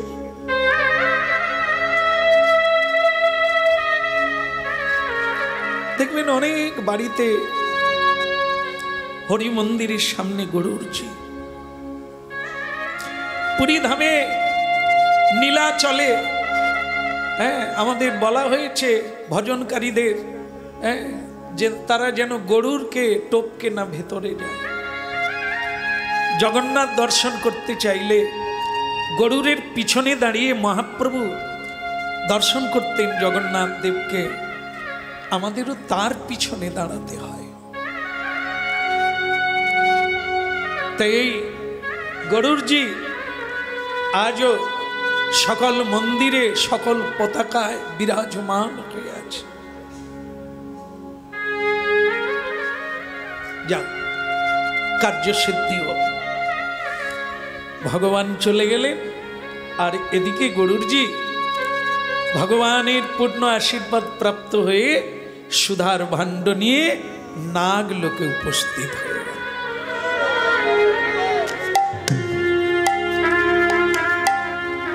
নাগেরা খুব খুশি হয়ে গেল, অমৃত এসে গেছে, এই না অমৃতের ভাণ্ড নিয়ে না, আর আমার গর্ভধারিণী জননীকে মুক্ত করে দাও। আর কি প্রয়োজন আছে নাগলোকের? ছেড়ে দিল। অমৃতের ভাণ্ড পেয়ে তারা ছেড়ে দিল, মুক্ত হয়ে গেল মা। এখন মজার কথা কি হলো, সাপেরা কি করলো? অমৃতের ভাণ্ড নিয়ে লুকিয়ে রাখলো কুশ বনে। কুশ এই যেখানে পড়ে না, হ্যাঁ, কর্মকাণ্ডে, শ্রাদ্ধ, বিবাহে এখানে কুশ পরানো হয়, কুশের আসন হয়। কুশ একটি তৃণ ঘাস, কুশ জাতীয়। তা সেই কুশ বনে এই অমৃতের ভাণ্ডকে লুকিয়ে রাখলো নাগেরা। লুকিয়ে রেখে কি করলো, তারা স্নান করতে গেল, কারণ এটি পবিত্রভাবে খেতে হবে। তাই সকলে কি করলো, ওই কুশবনে রেখে দিয়ে, যাতে কেউ না দেখতে পায়, চুরি না হয়ে যায়, রেখে দিয়ে স্নান করতে গেল। আর যে স্নান করতে গেল, গরুড়জি ইন্দ্রকে কি বলেছিল, আমি আমার কাজটা করি, তুমি তোমার কাজ, আমি রেখে দেব, তুমি চুরি করো। আমার কাজ হয়ে যাক, মাকে মুক্ত করে দিই, বাকি তুমি চুরি করো। তা বাস সে তককে তককে ছিল। এরা যেই রেখে দিয়ে গঙ্গায় নেমেছে, নাগ লোক সবাই নেমে গেছে স্নান করার জন্য।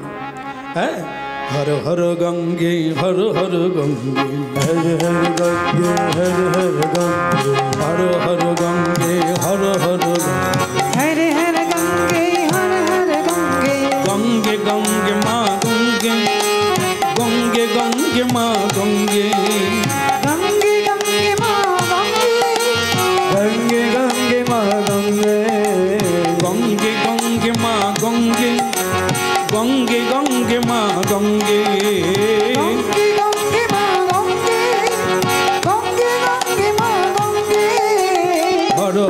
গঙ্গে হর হর গঙ্গে हर हर गंगे हर हर गंगे হর হর গঙ্গে হর হর গঙ্গে हर हर गंगे हर हर गंगे সত্যম শিবম সুন্দরম সত্যম শিবম সুন্দরম सत्यं शिवं सुन्दरं सत्यं शिवं सुन्दरं সত্যম শিবম সুন্দরম সত্যম শিবম সুন্দরম सत्यं शिवं सुन्दरं सत्यं शिवं सुन्दरं হর হর গঙ্গে হর হর গঙ্গে हर हर गंगे हर हर गंगे হর হর গঙ্গে হর হর গঙ্গে हर हर गंगे हर हर गंगे हर हर गंगे हर हर गंगे আই গৌর হরে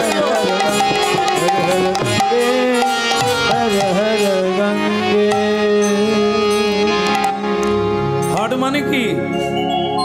হর মানে পরমেশ্বর বলে না, তা তার সঙ্গে গঙ্গা যুক্ত হলো কেন? হর হর গঙ্গে। গঙ্গা পৃথিবীতে আসতে পারত না যদি না ভোলানাথ সাহায্য করতেন। কারণ 3 পিঢ়ি ধরে তপস্যা করে গঙ্গা আসার জন্য রাজি হলেন, কিন্তু তিনি বললেন ভগীরথ আমি তো যাব পৃথিবীতে, কিন্তু আমার যে বেগ মানে আমাদের তেজ, এই যখন আমি ব্রহ্মাণ্ড থেকে নামবো সেই তেজ ধরবে কে? আমি তো পৃথিবী ভেদ করে পাতাল লোকে চলে যাব, তো বলো এই তেজ গ্রহণ করবে কে? বলে তাহলে মা তাহলে আমি তো জানি না, আপনি বলো তুমি ভোলানাথকে প্রসন্ন করো। তাই সেই ভোলানাথের তপস্যা আবার করলেন, ভোলানাথ প্রসন্ন হলেন, ঠিক আছে ঠিক আছে আমি রাজি আছি, গঙ্গা আমার মাথায় আসবে। ঠিক আছে, সে আবার ভোলানাথের কায়দা করেছে, যখন গঙ্গা ভোলানাথের মাথায় নামলেন সে ভোলানাথ আবার ওখান থেকে ছাড়ে না, তার এই যে মাথায় যে জোঁটা আছে না তার ভেতরে গঙ্গাকে আটকে রেখেছে। হ্যাঁ, আরে গঙ্গা আসে না কেন, জল বেরোয় না কেন? সে ভোলানাথ চুপ করে বসে আছে। কেন বসে আছে? সে দেবে না, সে গঙ্গাকে আর ছাড়বে না। আবার ভগীরথ তপস্যা করছে, বলে বাবা আপনি বেগ ধারণ করবেন বললেন, তা ছাড়ছেন না কেন? ভোলানাথ বলে তুই কেটা রে, গঙ্গাকে ছেড়ে দেব? তুমি জানো গঙ্গাকে? গঙ্গা হচ্ছে আমার প্রভুর পাদদোকা গঙ্গা, যাকে মাথায় রাখলে হরি ভজন ভালো হবে। हरि बोल हरि बोल গঙ্গা যার পদজল पद হরশিরে ধরে, सिर धारे গঙ্গা ভগবান বিষ্ণুর পদজল। যখন বামন দেবে 3 পা ভূমি দিবেন বলেছিলেন, 2 পাতে স্বর্গ মর্ত পাতাল ঘিরে নিলে, তৃতীয় চরণ রাখার জায়গা নেই। ভগবান কি করলেন? বলি মহারাজের পায়ে রেখেছে, মাথার উপর পা রেখেছিলেন, চরণ রেখেছে। 1 পা পাতালে চলে গেল, আরেক পা কোথায়? ব্রহ্মাণ্ড। পৃথিবীটা গোলাকার, তার উপরে আছে শ্বেত হলো গঙ্গা। তা কি করলেন? ধাক্কা মারলেন কে? স্বয়ং ভগবান বামন দেব। ব্রহ্মাণ্ড ফুটো হয়ে গেল, সে ফুটো হয়ে গঙ্গা দেবী ভগবানের চরণ বেয়ে আসতে লাগলো। এই জন্য ভগবান বিষ্ণুর বৃদ্ধাঙ্গুষ্টি স্পর্শ করে গঙ্গা ব্রহ্মলোকে আসতে লাগলো। আর যেই আসতে লাগলো, এই জন্য ভগবান বিষ্ণু পাদদোকা গঙ্গা। সেই গঙ্গা ছাড়া পুজো হবে না, সেই গঙ্গা ছাড়া কোনো কিছু পবিত্র হবে না, ভগবানের সেবা হবে না। সেই গঙ্গা ছাড়া কারো মুক্তি হবে না, সেই গঙ্গা ছাড়া পৃথিবী পবিত্র হবে। ত্রিভুবন তারিণী তরল তরং, জীবন তারিণী তরল তরঙ্গে দেবী সুরেশ্বরী গঙ্গে,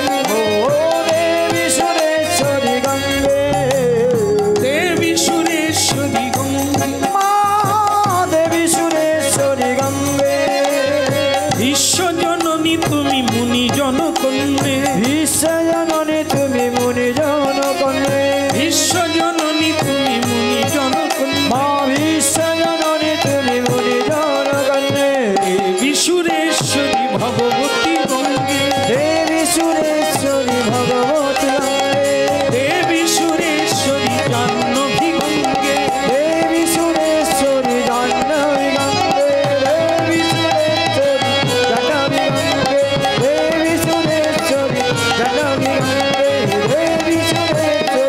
জাহ্নবী গঙ্গে। পতিত পাবনী মা গঙ্গা কি জয় হো। ভোলানাথ ছাড়ছে না, অনেক অনুরোধে ভোলানাথ পিচকারির মতো করে পৃথিবীতে গঙ্গাকে প্রেরণ করলেন।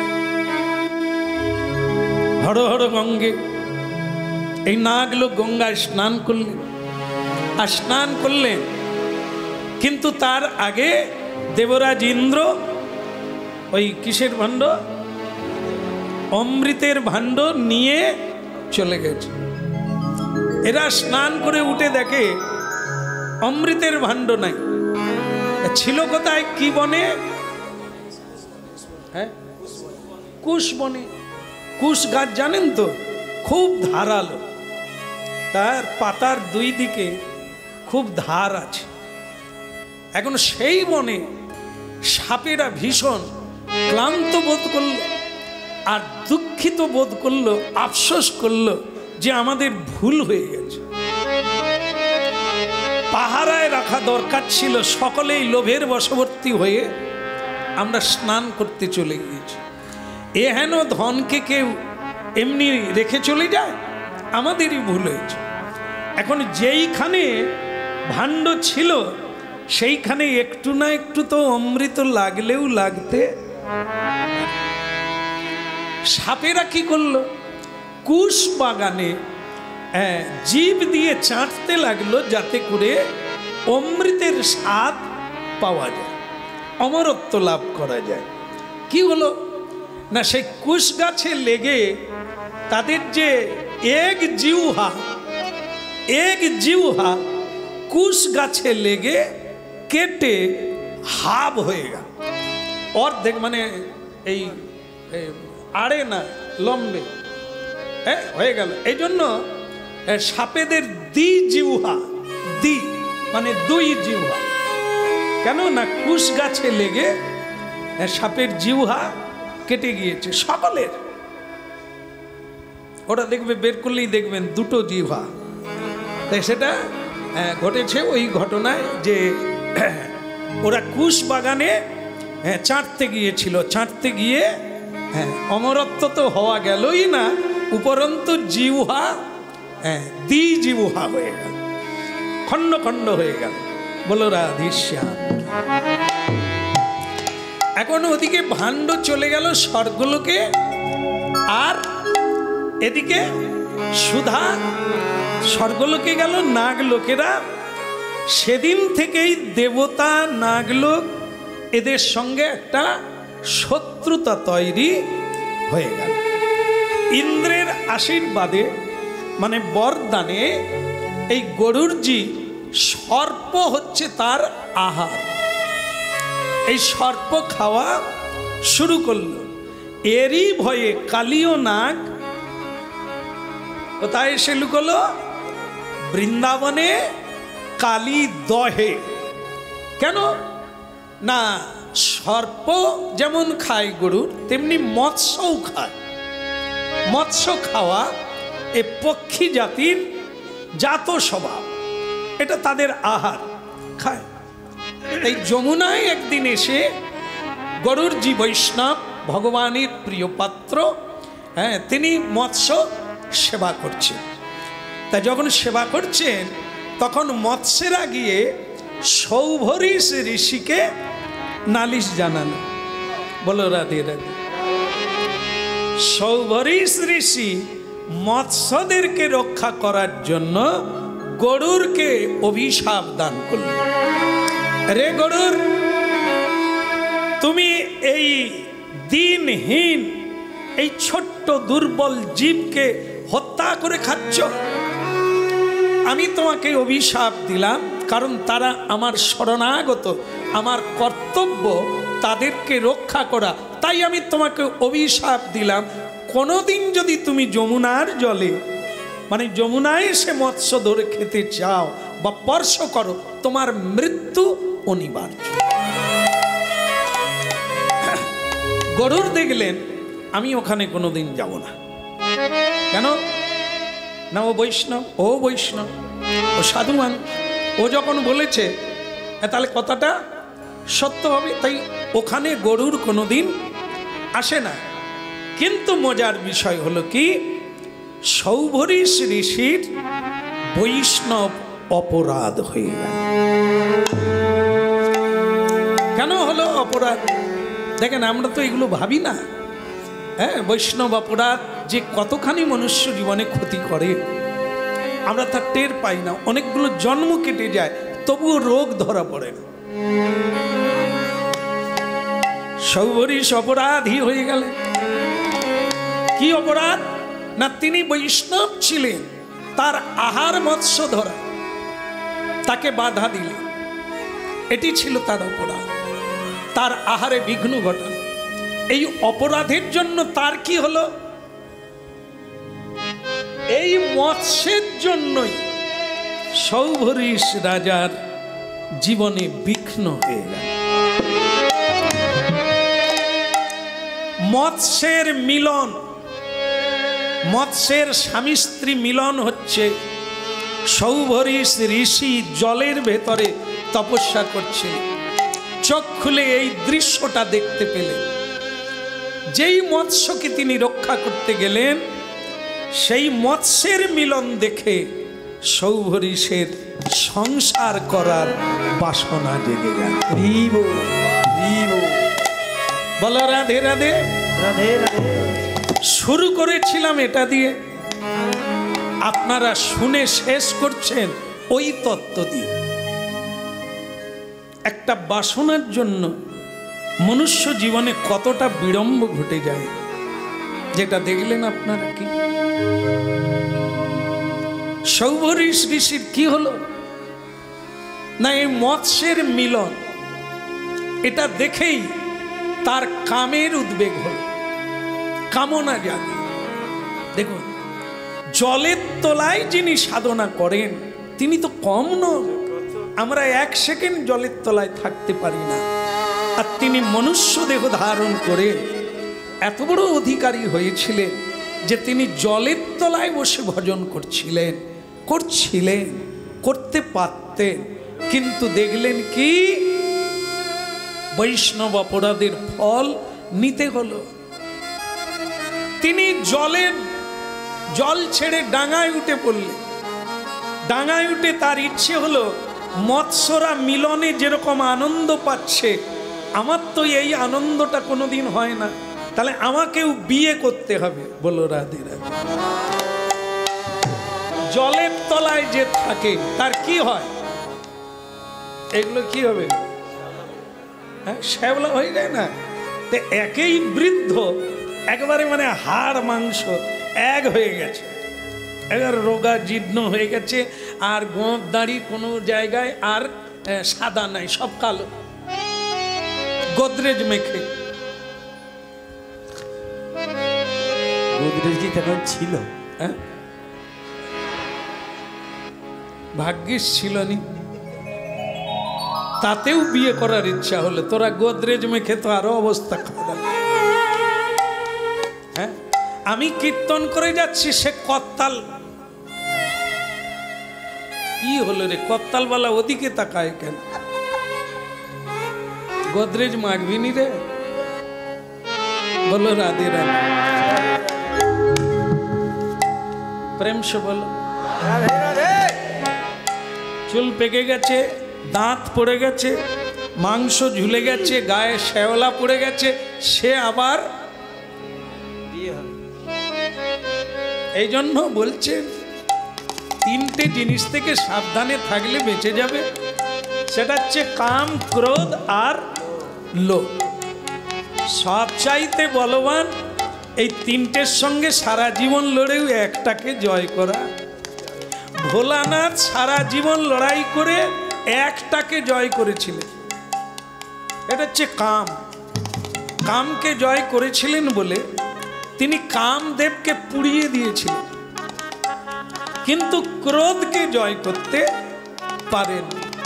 পারেননি বলে তিনি যখন তার স্ত্রীকে কি করেছিল, ওই শ্বশুর বাড়িতে স্ত্রী গেল, মানে বাপের বাড়িতে গেল, সেখানে মারা গেল না নিন্দা করতে, তা মারা যেতে উনি ছিলেন, এর আগে গালাগালি করলো কিছু বলে না, নীরব ছিলেন, কিন্তু যেই মারা গেছে শুনলেন সঙ্গে সঙ্গে জটা ছিঁড়ে মাটিতে ফেলে দিল, আর যেই ফেলে দিল সেখান থেকে বীরভদ্রের জন্ম হলো।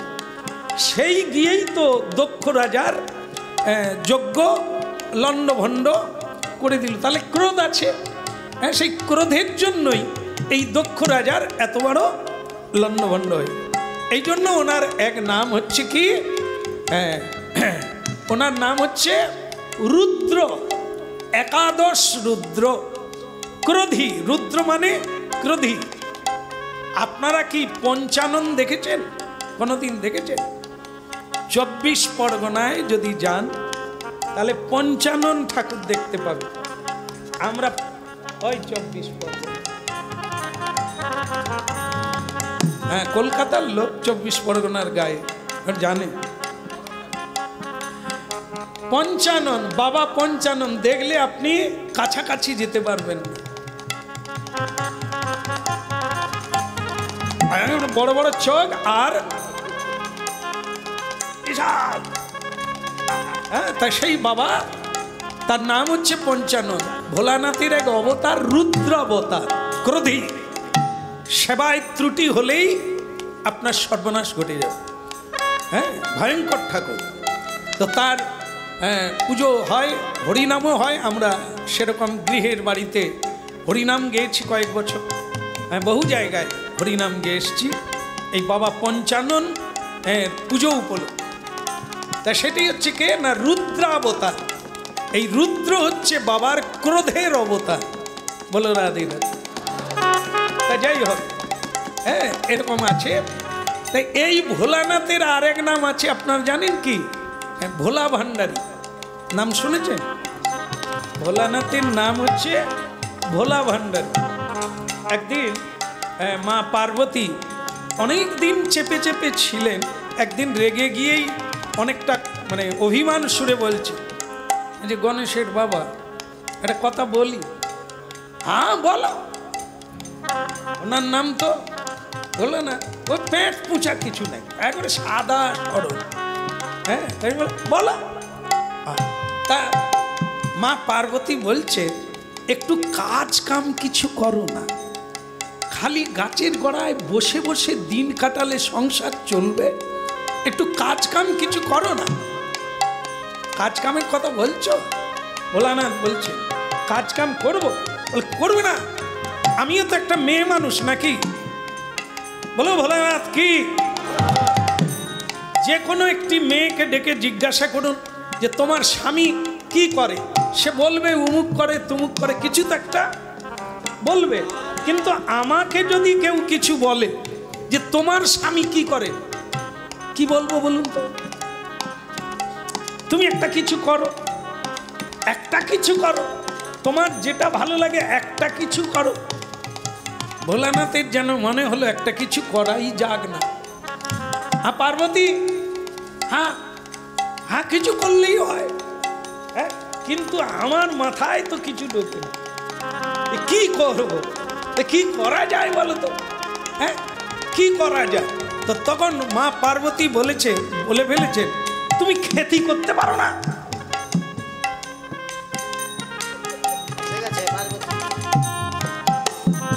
ঠিক তাহলে এইছিস। আমি বলো রাধে রাধে। হ্যাঁ, কি বলছেন? খেতি। খেতি মানে কি? ক্ষতি নয়, খেতি মানে তুমি চাষবাস করতে পারো না? কমসে কম এটা তো পারো, এটা তো যে কোনো মানুষ পারে। বলা হলো হ্যাঁ হ্যাঁ করলেই হয়। এত আসলে পার্বতী আমার কোনো আপত্তি ছিল না। ব্যাপারটা কি জানো তো, হেলে গরু কটা? আমার কাছে একটা, তার নাম নন্দী। আমি হাল করব কিসে? তো পার্বতী বলে তুমি এক কাজ করো না, ভগবান শ্রীকৃষ্ণের কাছে চলে যাও না বৃন্দাবনে, বলো তার গরুর, তা তুমি একটা গরু নিয়ে নেবে, সেও তোমায় ভালোবাসে, তুমিও তাকে ভালোবাসো, তা গরু নিয়ে নেবে। কার্তিকের মা, তাহলে গরু ওখানে পাওয়া যাবে, কোনো চিন্তা নেই, তাহলে আমি খেতেই করব, আমার জন্য তোমার নাম ডুবে যাচ্ছে, একটু চাষবাস করলেই হয়।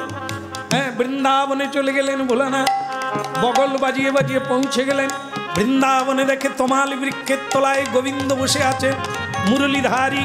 হ্যাঁ, যেই ভোলানাথ সেখানে পৌঁছে গেলেন, আরে কি মুশকিল, আইয়ে আইয়ে ভোলাজি শঙ্কর ভগবান আইয়ে প্রণাম।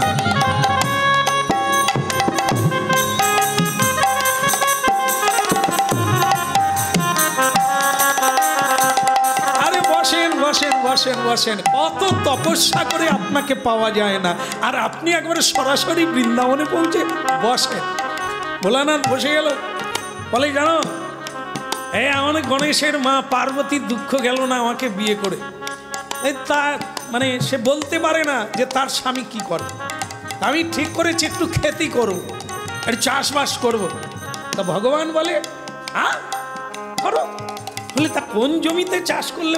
বলে কেন, এই আমাদের অনেক জমি আছে, চাষে লেগে পড়ো। তবে আসার সময় মা পার্বতী বলেছে,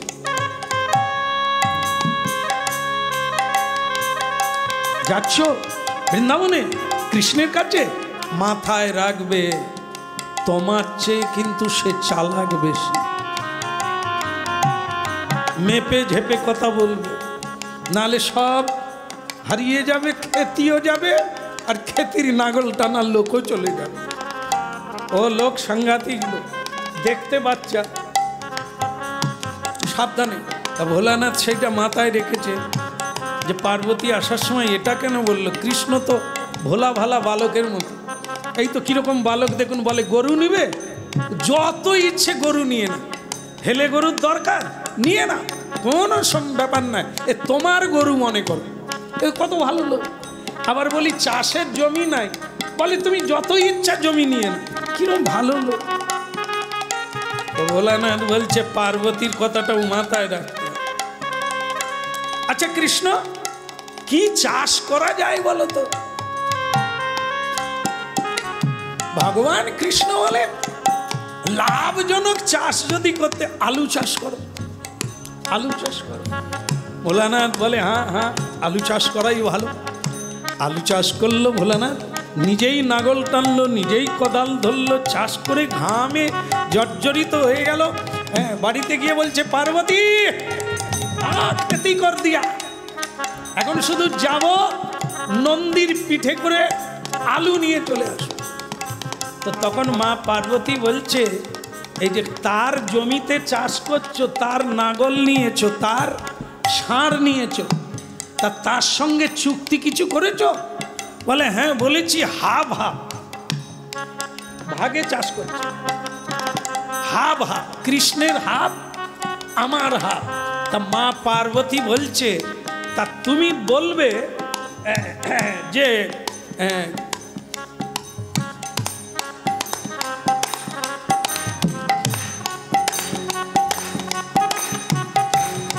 কি বলবে? বলে এখন বলো না, আমার মনে থাকবে না, কালকে যখন যাব যাবার বেলা বল, ঠিক আছে? আর বলা হয়নি, ভোলানাথ চলে গেছে। গিয়ে তখন সেখানে চিন্তা করলো পার্বতী একটা কি বলেছিল, ভাগের ব্যাপারটা ঠিক রাখতে।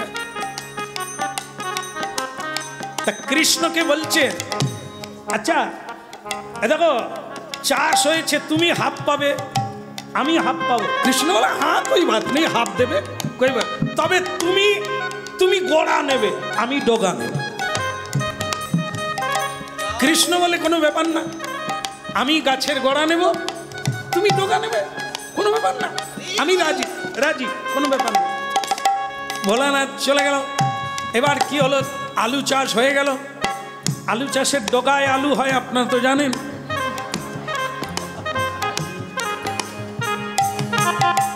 আলু গাছের ডগা কেটে নিয়ে যত গাছ ছিল সব কেটে নিয়ে বস্তা বন্দি করে নন্দীর পিঠে তুলে দিয়েছে। দিয়ে पार्वती अरे उतार लो जल्दी उतार लो कितना खेती किया आ जाओ। মা পার্বতী দেখলেন আহা এতদিন পরে একটা বলার মতো কাজ লোককে ডেকে দেখাতে পারবো। হুগু কি চাষ করেছিলে? আরে সেই তোমাকে বললাম না যে আলু চাষ করেছি। তা আলু চাষ করেছি, আলু নিয়ে এসেছি, তুমি নামিয়ে নাও। আলুর দম করো, আলুর ভাজা করো, আলুর কোপ্তা করো, বসে বসে খাই। পার্বতী দেবী বলে বেশ তো, এ তো মজার বিষয়। এটাও বস্তা নামালো, খুলে দেখে খালি গাছ বেরোয়, আলু কই? হ্যাঁ, কেন আলু নাই? আলু নাই? আর তুমি বললে না ওর সঙ্গে চুক্তি করতে, তা আমি ওর সঙ্গে চুক্তি করলাম যে ডগা আমি নেব, গোড়া আসেন। ঠিক আছে, এই জন্য আমি তাকে গোড়া দিয়ে আসছি, আর আমি ডগা নিয়ে। আলু নাই? বলে ভোলা ভান্ডারী, তোমার নামও ভোলা, বুদ্ধিতেও ভোলা। আলু কখনো ডগায় হয়? তোমাকে আমি বারবার বলেছিলাম কৃষ্ণ খুব চতুর। এ দেখলে তো, চাষ তুমি করলে আলু। ভোলানাথ বলে কতবার ঠকবো, এবার আবার চাষ করব, এবার আলাদা চুক্তি করব। হ্যাঁ, মা পার্বতী যাওয়ার সময় বলে দিলে এবার তুমি গমের চাষ করো, তুমি বলবে আমি গোড়া নেব।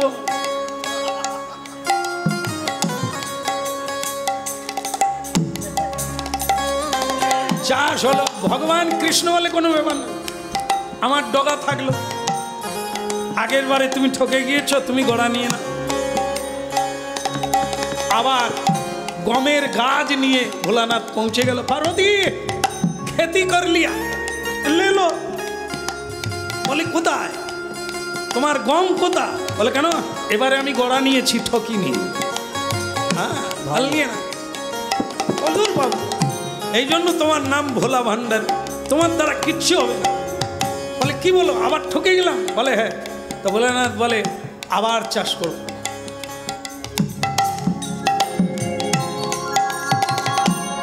এবারে ও না, তোমার সঙ্গে না, ও আমি কৃষ্ণের সঙ্গে চুক্তি করে।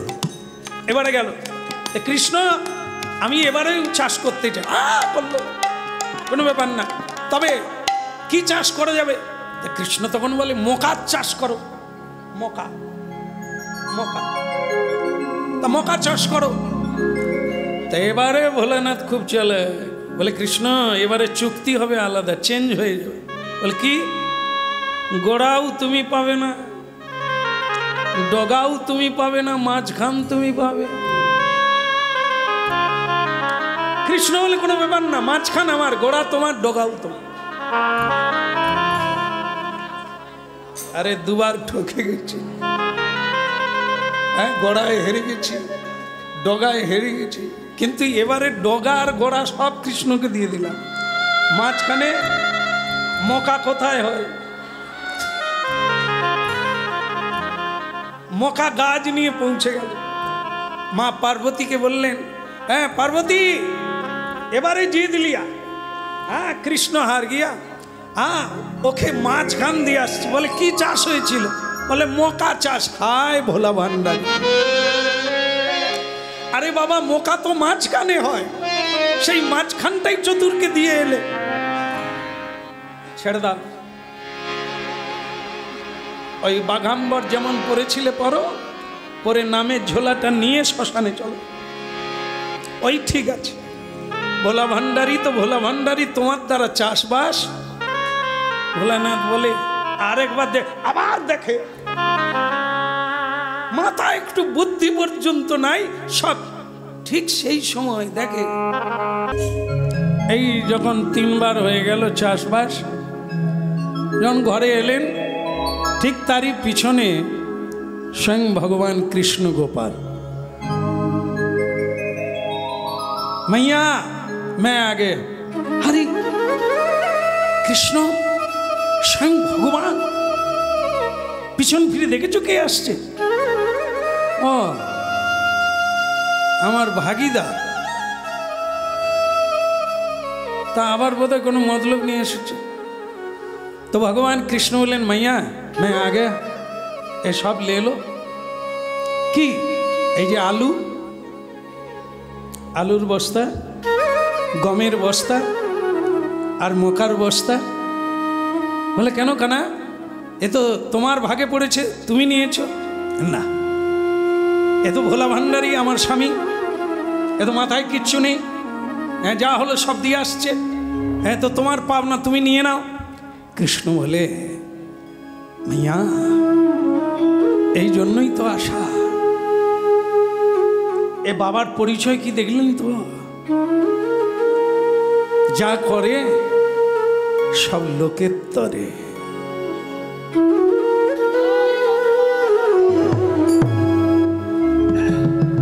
এই জন্য এনার নাম ভোলা ভান্ডারী। এনার ভজন না করলে কেউ কৃষ্ণ ভজন করতে পারে না, যার কৃপা বিনে। শুধু দিতে জানে, কারো কাছ থেকে কিছু নেই। এই সেই ভোলা। ইনি এই জন্য শ্রেষ্ঠ বৈষ্ণব, বৈষ্ণবানাং যথার্থ। যার কোনো কামনা নাই, যার কোনো চাওয়া নাই, যার কোনো পাওয়া নাই, যার কোনো ইচ্ছা নাই, তপস্যা করছেন জগতের জন্য, মানবের জন্য।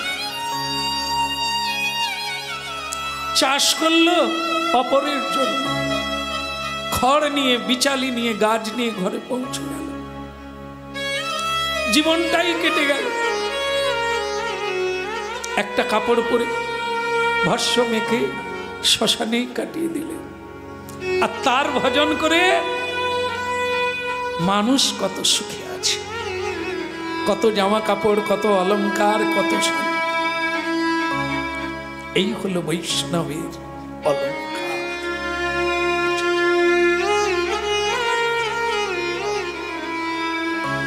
এই জন্য কৃষ্ণ তার দুয়ারে বাঁধা, হরহরি এক আত্মা। আজ এই পর্যন্ত।